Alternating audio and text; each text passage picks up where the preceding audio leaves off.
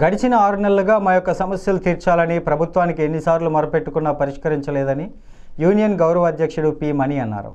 తల్లి బిడ్డ ఎక్స్ప్రెస్ ఉద్యోగులు సిఐటియు ఆధ్వర్యంలో విశాఖ జీవీఎంసీ గాంధీ విగ్రహం వద్ద నిరవధిక సమ్మె నిర్వహించారు. ముందుగా మహాత్మా గాంధీ విగ్రహానికి పూలమాల వేసి నివాళులర్పించారు. అనంతరం వారు మాట్లాడుతూ మా న్యాయమైన సమస్యలు ప్రభుత్వం తక్షణమే పరిష్కరించాలని వారు డిమాండ్ చేశారు.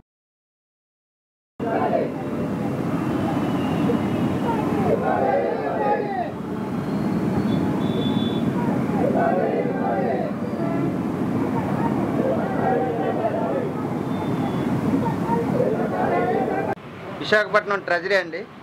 తల్లి బిడ్డ ఎక్స్ప్రెస్ సర్వీస్ 2015లో స్థాపించబడింది.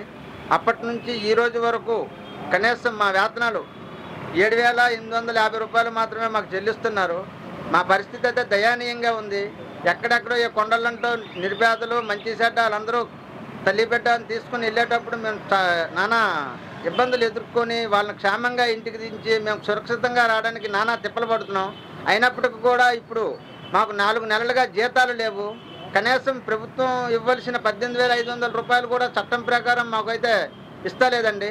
దానికోసం ఈ గవర్నమెంట్ చొరవ తీసుకొని మా సమస్యల్ని వెంటనే పరిష్కరించి మాకు న్యాయం చేయవలసిందిగా కోరుచున్నామండి.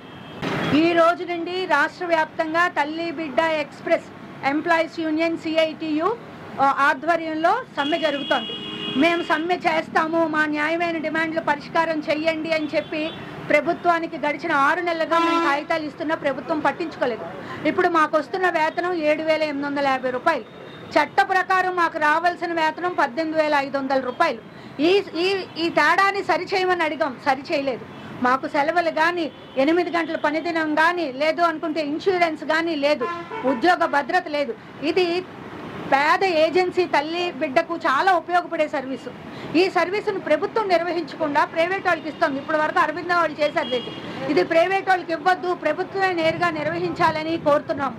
ఉద్యోగ భద్రత కల్పించాలని కోరుతున్నాము. అలాగే గడిచిన 4 నెలలుగా మాకు వేతనాలు చెల్లించలేదు. తక్షణం వేతనాలు చెల్లించాలని కోరుతున్నాము. ఇప్పుడు మేము సమ్మెలోకి వెళ్ళాము అంటే ఆ పేద తల్లి బిడ్డ ఎంతో నష్టపోతారు, ఎంతో ఆపసోపాలు పడతారు, ప్రయాణం చేయలేక ఎన్నో బాధలు పడతారు. కాబట్టి ప్రభుత్వం నేరుగా మాతో చర్చించి మా డిమాండ్లు పరిష్కారం చేసి పేద తల్లి బిడ్డలకు న్యాయం చేయాలని చెప్పి కోరుతున్నాం.